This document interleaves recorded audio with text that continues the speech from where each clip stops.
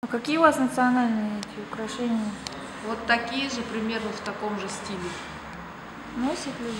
Да, это сейчас такой тоже. Такая мода. Серебряные тоже? Да, серебро, это именно кыргызское серебро. И у нас есть этот, как его, Кыргыз-Алтын. А, завод? Ну, где Алтын так же, завод. как бурят золото. Ну. Там работают у нас совместно с американской компанией Centera Gold. И, естественно, эта республика договорилась, там, ну, когда добыча идет, я не знаю, там 50 на 50 или 60 на 50, в общем, так, добыча золота. Ну, против этого, конечно, это находится в Иссыкульской области. Они там, горная местность, у них там рудники находятся, где производят вот это золото. Сначала они, как бы, Акаев соглашение с ними сделал, и, естественно, это все добывалось, но в один год там произошла авария, ехала машина, груженная каким-то химикатом, и опрокинулся. В Это реку? попало, да, в реку, где живут там местные жители. И, естественно, это все, чтобы в огородах и в садах начало жухнуть. И, естественно, какой-то это было, ну, опасность там умереть. В общем, против этого они сделали, надо было пить сахар. И вот им начали закупать, как бы, им помощь, они тоннами сахар, там, сахар, чай с сахаром.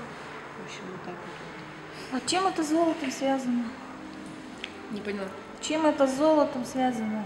Это вот химикат вот с этого для... рудника, да. Там же нужны химикаты, да? Да, они же химикатами там все просто говорили. И вот этот местное золотопроизводитель, это все наше кыргызское золото. Наши, говорю. Ихные, да. Оттуда все поставляется, делают вот эти все серьги, все украшения.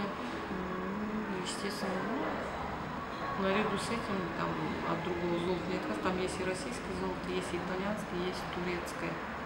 Вот в этих салонах. Там регулярно идут тоже всегда скидки.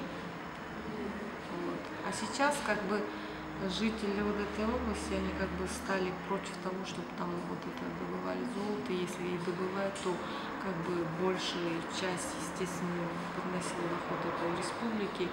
Ну, вообще там в связи с этим столько забастовок было. Это вредное же производство, да? Да, это вредное производство.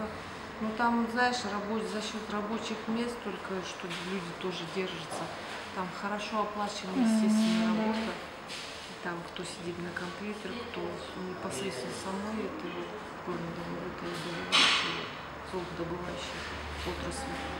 В общем, кому-то выгодно, кому-то нет. А, естественно, местные жители против того, там экология нарушается, вот это все загрязняется, и поэтому они там не знают, куда сбрасывать вот эти вот отходы.